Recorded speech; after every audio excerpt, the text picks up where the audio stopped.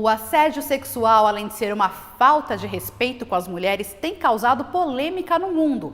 Uma petição foi criada para impedir a entrada de um americano que diz ensinar técnicas violentas para pegar mulheres. Olha só que absurdo. Julian Blank foi deportado da Austrália por usar métodos que incluem abusos físicos e emocionais ao tentar, segundo ele, conquistar o público feminino. A petição foi feita no Brasil e pode ser assinada no site da avaz.org e já tem quase 350 mil assinaturas. É brincadeira, né? Um rapaz desse fazendo esse tipo de palestra no Brasil? Aqui não, hein? E aqui no país as mulheres estão alertas e já sabem bem como se defender de atitudes desrespeitosas. Veja na matéria. Um estudo feito com mais de 7 mil voluntárias mapeou os tipos de assédios que os homens cometem contra as mulheres nas ruas. Convites sexuais, passadas de mão e masturbação estão entre os principais. Rita de Cássia passou por uma situação constrangedora dentro do transporte público. Eu já tive isso dentro de um trem, né, na CPTM aqui em São Paulo, no qual estamos processando a pessoa, né, por assédio, e ela vai responder, porque foi um abuso até então dentro de um trem, a pessoa, poxa, quer dizer, nem dentro hoje do transporte público, que a gente passa a maior parte do tempo, às vezes, a gente tem essa segurança, né, se nem nas ruas a gente tem, mas no transporte ficou pior também. A pesquisa apurou ainda que 80% das mulheres já sofreram assédios em parques, shoppings e cinema, 77% em baladas, 64% em transporte público e 33% no trabalho.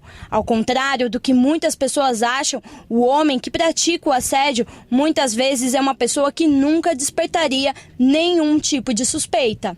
A delegacia apresentou os documentos, ele tinha 38 anos, casado, tem profissão, tem um bom emprego no qual também, e jamais imaginava, olhando para ele você jamais imaginava, até mesmo porque ele se escondia com uma mochila na frente, né, assim, na barriga. Se não tivesse aquela mochila, muitas mulheres até então nem perceberia, né? Para os homens, algumas mulheres instigam essa atitude e até gostam, mas Carlos é contra o assédio nas ruas.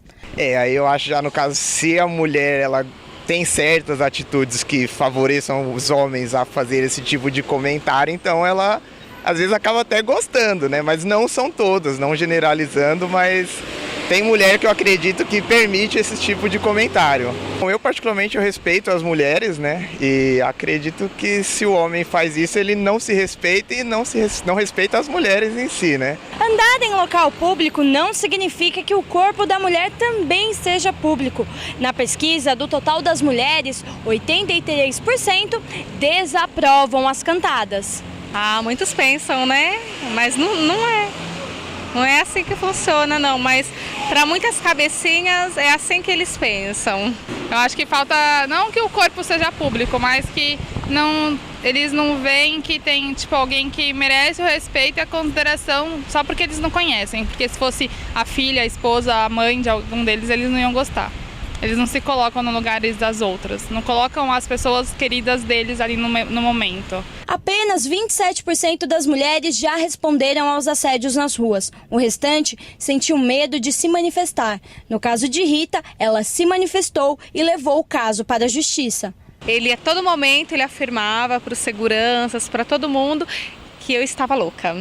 Que não era verdade, que eu estava louca e que daí o delegado até então ainda falou assim, então vamos puxar nas câmeras.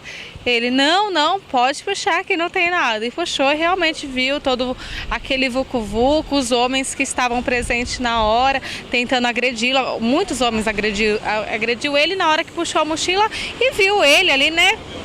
O órgão de fora até então. Então ele até meio que apanhou até a polícia chegar. Porque quando seguranças do metrô chegam, não pode mais fazer nada. Que país é esse que a gente vive? Então acho que a justiça tem que fazer por onde, ter leis mais rígidas, porque daí as pessoas vão pensar duas vezes antes de fazer essas loucuras, né? E agora vamos ao nosso quadro de entrevistas, nós vamos falar de saúde. O assunto de hoje é acupuntura. Acompanhe comigo.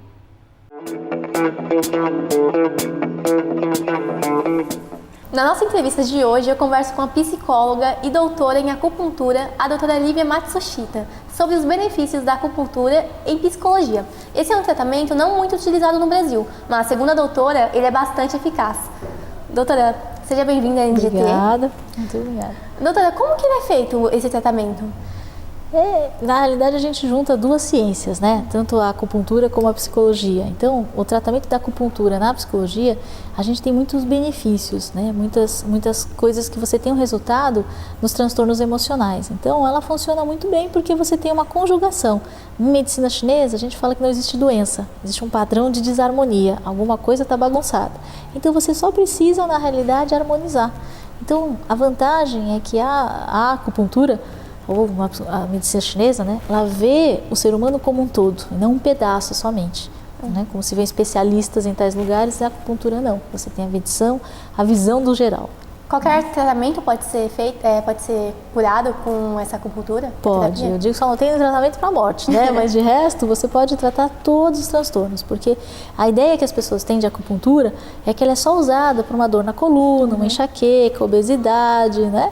Mas tudo isso são tratamentos, e o objetivo é tratar o ser humano como um todo para que ele tenha saúde. E o tratamento da acupuntura usado em transtornos emocionais, ela é muito eficaz, porque ela é muito mais rápida, ela é ágil, né? Então, ao invés de eu tratar um paciente só com psicoterapia ao longo de uns 6 meses, eu vou trabalhar com acupuntura, onde a gente tem um resultado muito melhor em 3, 4 sessões, e ela é muito mais rápida, melhor para o paciente, e ele se vê mais livre do sofrimento com mais rapidez. O tratamento de acupuntura com convencional pode ser feito junto? Pode ser feito junto com a psicoterapia. Então a gente conversa uma parte, né, onde a gente vai fazer a terapia comportamental, a linha que eu trabalho é uma linha que eu chamo de breve focal, então eu não vou ficar fazendo uma terapia ao longo de toda a vida, mas a ideia é resolver o problema nesse momento de um sofrimento, de uma dor. Então nós vamos trabalhar usando a acupuntura exatamente para diminuir ansiedade, depressão, síndrome do pânico, os diversos transtornos emocionais. Quais são os principais objetivos dessa terapia? Da terapia com acupuntura? Isso. Os objetivos é acelerar o processo, né, de uma forma que o paciente se sinta melhor, se livrando mais rapidamente da medicação, por exemplo, onde ele se sinta muito melhor sem desespero, então ele mais calmo, mais tranquilo, menos ansioso, ele vai poder responder, tomar as decisões da vida dele com muito mais facilidade. Tá? Então você tem uma série de resultados que fazem com que a pessoa tenha um bem-estar muito melhor. Não somente falando para um paciente que você tem que ser menos ansioso. Eu sei, o paciente sabe, mas como é que faz? Né? Então aí a gente utiliza da acupuntura para que a pessoa se sinta mais tranquila por dentro, para que a pessoa se sinta muito melhor. E aí mais calma, ela vai pensar melhor, ela vai tomar as decisões de uma forma mais tranquila. Quais são os resultados nos casos emocionais? A gente tem resultados, por exemplo, em você tratar uma depressão. A resposta é tão imediata, muitas vezes, que o paciente chega com uma depressão tão profunda, vem trazida por alguém, né? Ela não tem ânimo para fazer nada. Então, com a medicina chinesa, com a acupuntura, a resposta é imediata. Então, 2, 3 sessões, às vezes as pessoas já se sentem melhor. Ela já vem com uma barba feita, com a maquiagem, né? Então, a gente percebe que o ânimo volta. Como a visão da medicina chinesa é muito diferente, né, da ocidental nossa, a gente diria que, por exemplo, no caso de uma depressão, a pessoa tem falta de energia. Não é que ela não tenha vontade ou ela é preguiçosa, não, ela tem falta de força, falta de energia. Onde se a acupuntura for equilibrar aquilo que está bagunçado dentro do ser humano, isso vai ter um resultado muito melhor, muito mais rápido, muito mais eficaz. A sessão ela vai ter quanto tempo? Depende do problema da pessoa? Depende da pessoa, né? Vai depender da quantidade de sessões que você está me falando. Depende de como a pessoa vai responder ao tratamento. Se ela responde rápido ao tratamento, vai ser menor a quantidade de sessões, né? Mas a gente diria que cada sessão dura em torno de 1 hora. A gente vai usar a psicoterapia junto.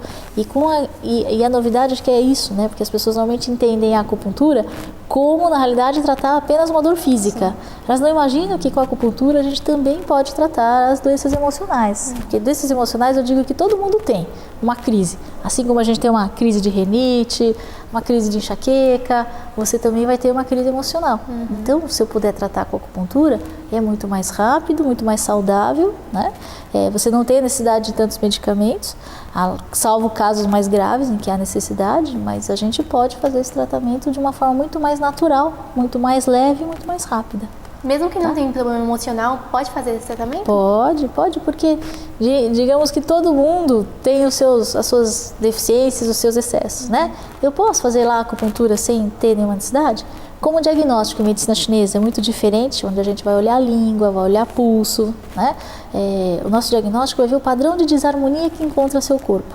E aí nós vamos trabalhar essa harmonização, porque pela medicina chinesa a gente consegue ver o que é que existiu, o que você já teve, o que você tem e qual é a sua tendência a ter. Então a medicina chinesa, a acupuntura, ela também vai trabalhar de uma forma preventiva, tá?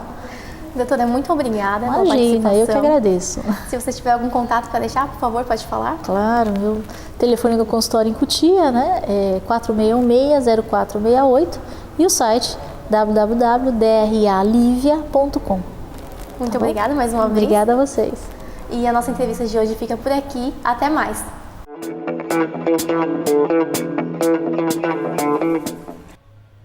Paulo Saldiva, médico e professor titular da Faculdade de Medicina da Universidade de São Paulo, pediu afastamento do cargo. O médico presidia a comissão que investiga denúncias de violência sexual na USP. Ele participou na terça-feira de uma audiência pública na Assembleia Legislativa de São Paulo, quando alunas relataram casos de abusos. No mesmo dia, Paulo Saldiva pediu afastamento. E o Metropolitano vai para um rápido intervalo. Você confere agora o tempo na cidade. A instabilidade vai diminuir no estado do Rio de Janeiro neste sábado, mas a circulação dos ventos ainda espalha muita nebulosidade por todo o estado fluminense. No Grande Rio, há possibilidade de garoa pela manhã, mas à tarde e à noite não chove. A mínima prevista para a capital é de 20 graus e máxima de 27. Em Magé, a mínima prevista é de 22 graus e máxima de 25.